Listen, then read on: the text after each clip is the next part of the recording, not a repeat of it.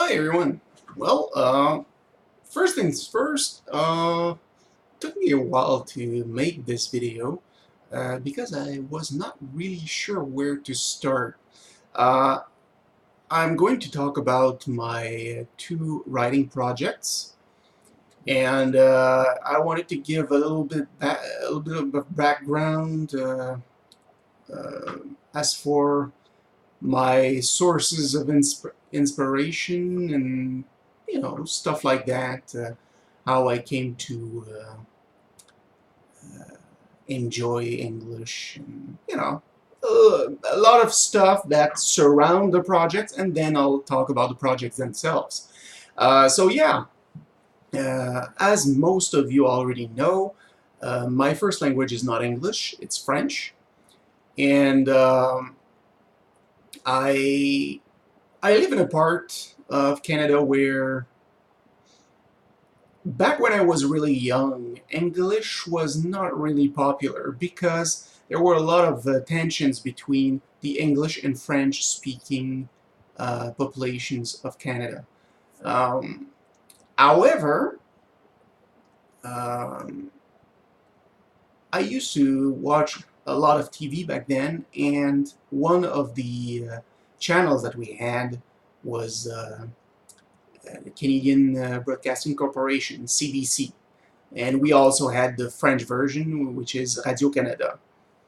And like many others, I started learning English by watching like Sesame Street, The Price is Right, and my all-time favorite, Black Bell Theater, was on Sundays, I think, and they showed old Chinese and Japanese martial arts movies, and I remember watching like Jackie Chan's first movie.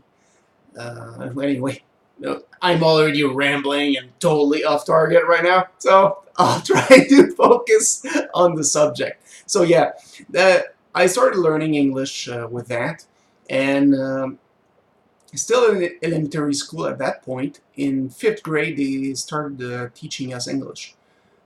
So for the last 2 years of elementary school. And it was extremely basic. Like oral comprehension and vocabulary, that's it. I enjoyed it tremendously though. And I was very, very good at it. However, in 6th grade, we had an exchange program with some students from Ontario, and they went to a school that had uh, a French program, and it was far more advanced than our English program. Um, when we went there, we didn't know how to speak a single sentence of English. They had to give us a sheet of paper with basic questions that you could ask. While when they came here, well, he could speak French really nicely. So that was the first realization that our school system sucked. And the second realization came when I reached high school. So I went to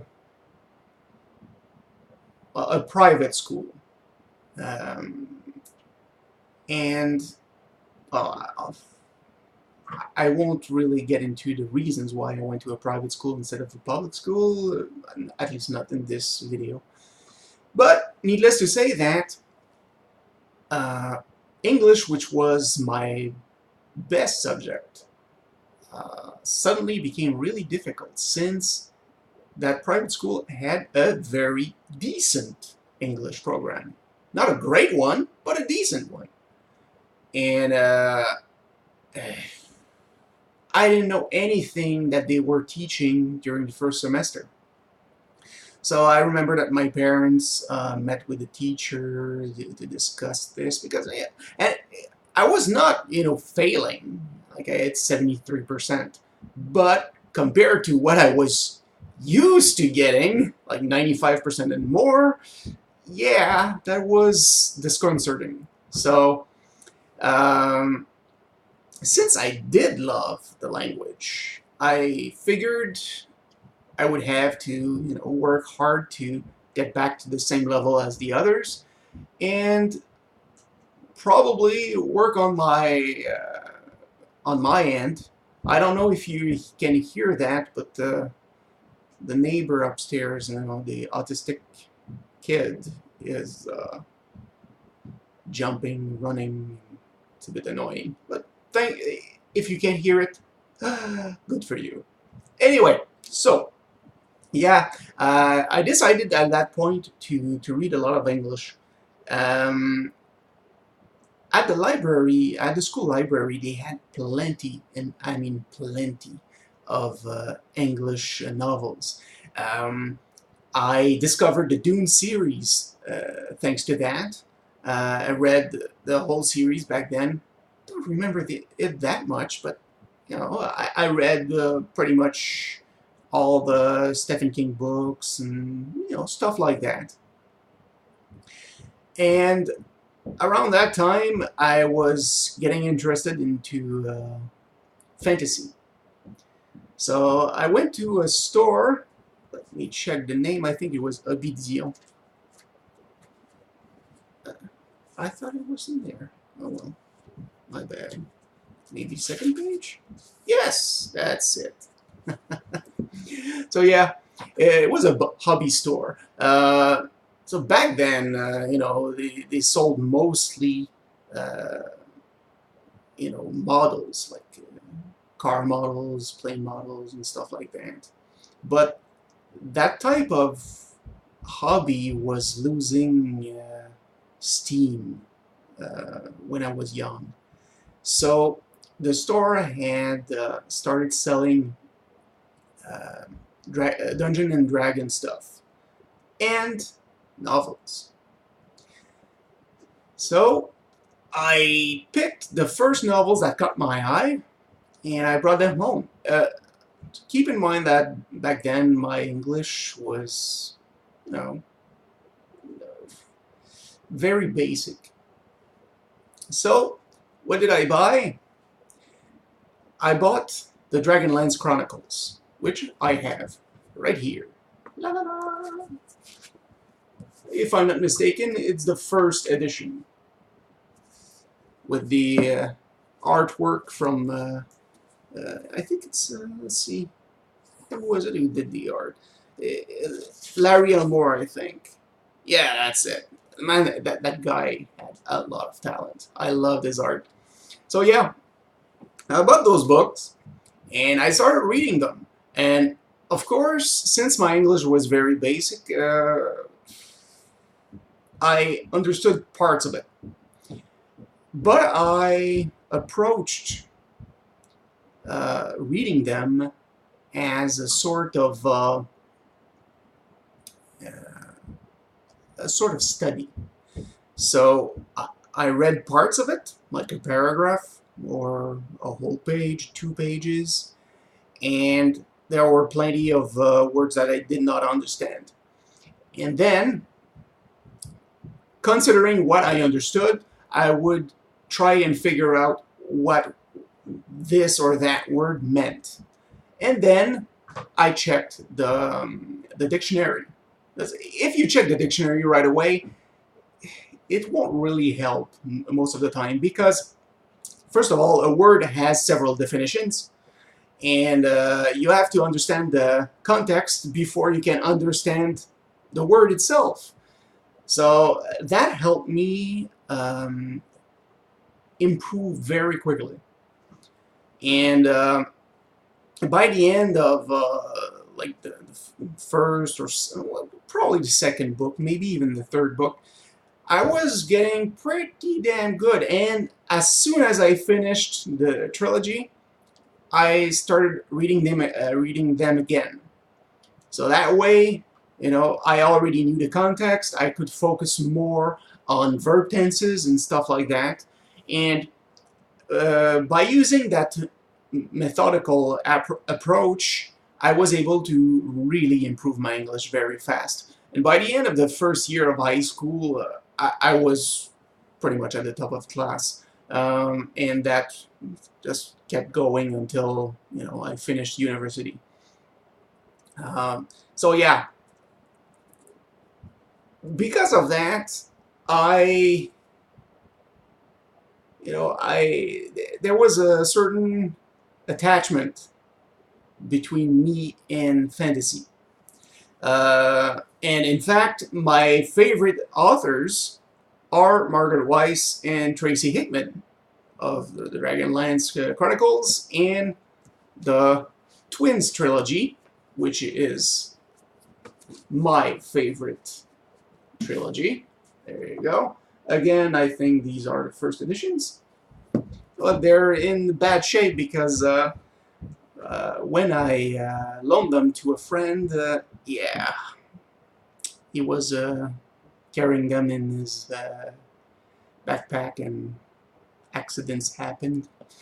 So yeah, now well. At least they survived, and I will probably read them again and again and again until the day I die. I highly recommend them. They're easy to get into, and they're quite good. So yeah. So after that, I started buying a lot, and I mean a lot, of fantasy novels. I'm not gonna show you my collection right now, but there are a lot.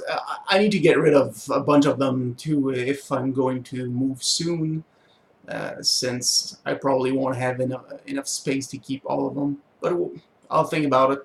But yeah, I have a big bunch of them. And I think I have all the Weiss and Hickman books. Of course, I have a special attachment to the Dragonlance books, but I really enjoyed their Rose of the Prophet trilogy and their Dead Gate Cycle. Was that a name? Well, the Dead Gate books, like 7 books. I really enjoyed that. What I really liked about their books was their characters and the interactions. So that had a big impact on how I approach writing. So this was one of my big inspirations. Also, well, before I go further into inspirations, I'll start talking about the projects. So, as I've mentioned in other videos, but it's easy to get lost in in the nether. But the first project is a fantasy one. It's going to be at least 6 books long. And we're talking about 2 trilogies here, with the possibility of more, because there are prequels and side stories that can be, that can be written. As far as the other project is concerned, is the better one of the 2. Although I'm not saying that the fantasy one is bad, far from it. But yeah, the one that makes me, that I'm more passionate about, is the second one, and it's contemporary. In other words, it's in our world and in our time. Sort like it's very hard to pinpoint a genre. Since it has a bit of everything. It has a bit of mystery. It has some supernatural to it. Has some action, some historical part of it. It's really hard to pinpoint. But needless to say that I think it's going to be the project that interests people the most.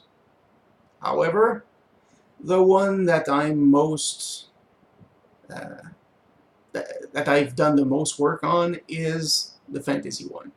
So, someone I was talking to about that project asked me, what's the name of your book? You know, it was the first book of the series, and I said, well, I don't have one. You know, I have a name for the whole series, but not the book itself. And he found that strange, and he said, well, usually, you know, the title is the last thing you come up with, because if you start with the title, you know, it kind of limits your possibilities. You know, if the title is supposed to be sort of a culmination of the story and not the other way around, so that's why I'm not too sure about the title yet. However, there are plenty of things I can say about the project. Since one of my sources of inspiration was Dragonlance Chronicles, yeah, we're talking about a classic story like Dragonlance or Lord of the Rings, where you have a group of adventurers that have to do something. Of course, there's a lot of time spent to develop each character, so they're not together right away, of course. That would be silly. And plenty of different things happen and force the different characters to grow. And of course, you have an overarching plot going there that may or may not be obvious at first. And I approach a bunch of issues. We're talking about social issues, for example, or you know, stuff like the generation gap, environmentalism. Let's see. Well, even gender roles, stuff like that. But just don't run off screaming. You know, not an SJW. I approach things, you know, very. I try to be as subtle as possible. I don't try to, you know, smash people over the head with stuff, because I'm not trying to tell people, okay, this is how we are supposed to act, because that's just dumb. We don't have all the answers. So every single one of us has part of the answer, and as soon as we can realize that, the sooner we can evolve as a species. It's far too easy for people to say, you know, I know how to solve that. You know, this is a solution. But yeah, things are always more complex than we think. It's one of the things I've learned while living on this planet for 44 years. So yeah. It's not for nothing that we say that the road to hell is paved with good intentions, and that you couldn't find anything truer than that. I mean, it's so important to realize that we cannot solve things by ourselves, or just by ourselves at least. Anyway, and again, rambling totally off topic there, which is one of the reasons why it took me a while to make this video. So yeah, so we're talking about, you know, a lengthy plot, and once again, as I said, one of my sources of inspiration was the Dragonlance Chronicles, and also the second trilogy, which is why this project is meant to be 2 trilogies. The first trilogy is for a group of people, and the second trilogy is for the next generation. So yeah, there's no point in me talking about the prequels or stuff like that, because it's far far ahead in the future. So is there anything else I can add without giving too much away? Yeah, yeah, okay.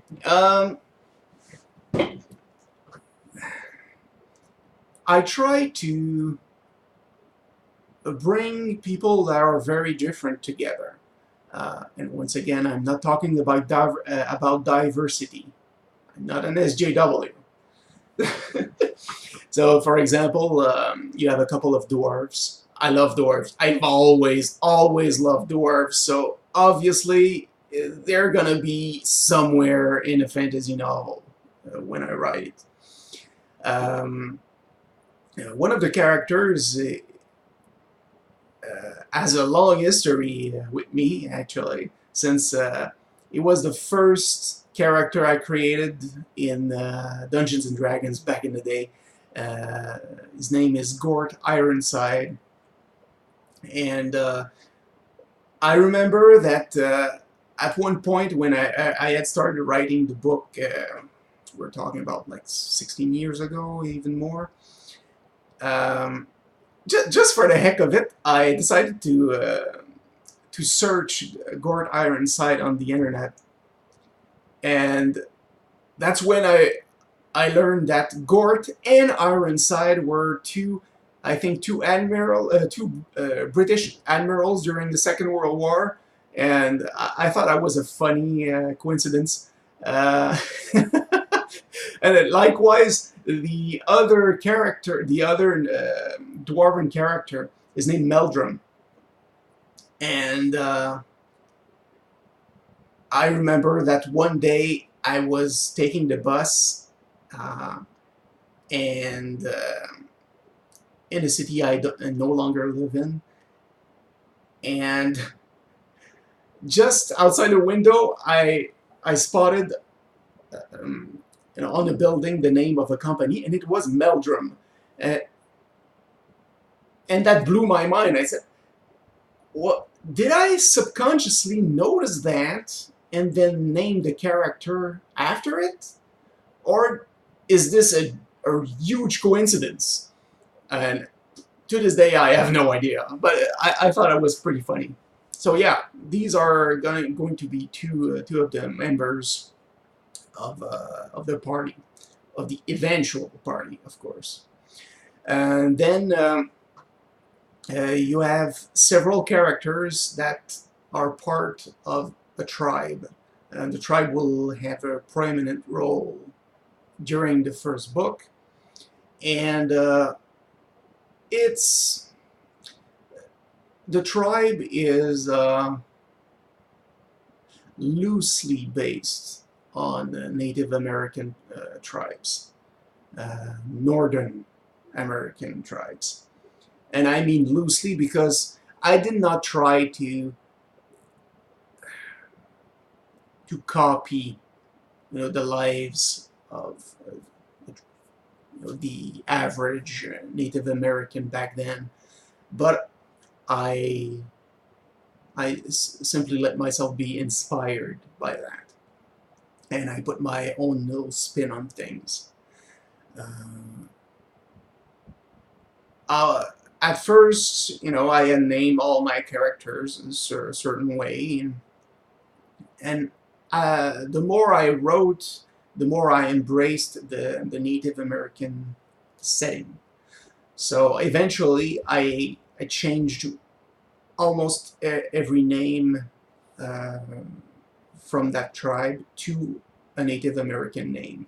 That was very close to uh, the original name, also that had a meaning that was close to their personality. Um, so it felt natural and not forced. So you will have some characters from that tribe. And the last character that I added as I wrote the first draft, His name is Louis de la Tourelle. He's basically my he's a cliche. Uh, the stereotypical nobleman. When someone thinks of a nobleman of that time, uh, haughty and not necessarily deserving of nobility. So yeah, he's a walking cliche. But I meant him to be sort of the source of humor in the book at first, because when I was writing it, I realized that the story was just too serious, especially since I like to joke around. And before I added Louis, the story was extremely serious and freaking dark. So yeah, I needed to to relax things a little bit. So I added Louis, and he's a he's a fop. He's a young noble. He's an idiot. Uh, he's a narcissist. Uh, kind of effeminate, uh, but it's related to his idea of nobility, and not necessarily because he is effeminate naturally. And he's going to play a relatively big role in the story in the first, second, and third book. Since, as I said, at first I just added in as comic relief, but he found his place in the story really easily, and came quite naturally. So I think it's going to appeal to pretty much everyone. However, one thing I remember is that back when I wrote the first draft of the book, my sort of my proofreader was my roommate, who is my best friend. And he's an avid reader, and he just ate through what I wrote. And back then, I used to write usually at night, so between 11 p.m. and 4 a.m. So of course, I was tired at that time, but it was also easier for me to think, because the brain was had slowed down a little bit, and it was more conductive to my imagination. And when I wrote Louis' first part in the story, I was laughing my ass off, and I thought he was hilarious. And I remember that at that time my friend told me, he's not as funny as you think. So yeah, I had to work on that. But then again, that's normal, back then I was like 27 years old, roughly. And, I had a different view of the world. And, when I reread myself years later, it was obvious that there was a certain lack of maturity to what I had written. So that has been taken care of. No worries. And so yeah, I had to work on that. Similarly, there are like 3 main antagonists in the first book, but it's not really apparent who's the main antagonist. Likewise, and this, no, I'm going to continue about this before I start talking about the other stuff. So yeah, the antagonist, there's, I would say probably the main antagonist of the first book is part of the tribe. And when I first wrote him, he was very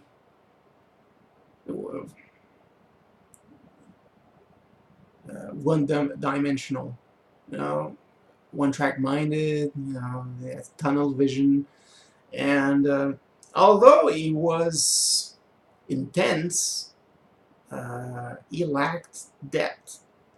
So when I rewrote it, I made him more of a sort of misunderstood villain. And, well, at least that's what I tried. And overall, I think I did a pretty decent job. And I think that made him far more interesting. So I think that now he's a good enough antagonist to carry his part of the story. Um, so yeah, what I wanted to touch on before I talked about antagonists, the protagonist. Of course, we're talking about a group here, but usually in books, even if it's a group, there's a main character. Take just Lord of the Rings, for example. It's Frodo Baggins is the main character, even though there are plenty of characters that have huge parts in the books, like Aragorn or Gandalf, stuff like that, or even Sam. Uh, so yeah, one of the things that I used to do as I was writing the book was that, of course, uh, I gave what I wrote to my friend, and then I got some feedback. And as he gave his feedback, I would ask him questions. So things like, okay, so you've read this. So where do you think the story is going from here? And he would tell me what he thought would happen next. And that's how I could gauge whether I was on the right track or not. Because if he was totally in the wrong, that meant, okay, good. I hid where I'm going with this well enough. Okay, so let's continue. And the other question that I asked him often was, from what you've read so far, who do you think is the main character? And that was my favorite question to ask. Because I did not want the main character to be obvious. And once again, I think I did a decent enough job of it. Maybe even by the end of the first book, some people might not have caught on. I suppose that most people will have, but there's a chance that some people will not. And that's good enough for me. I don't want everything to be obvious. After all, then we would lose a part of the interest towards the story.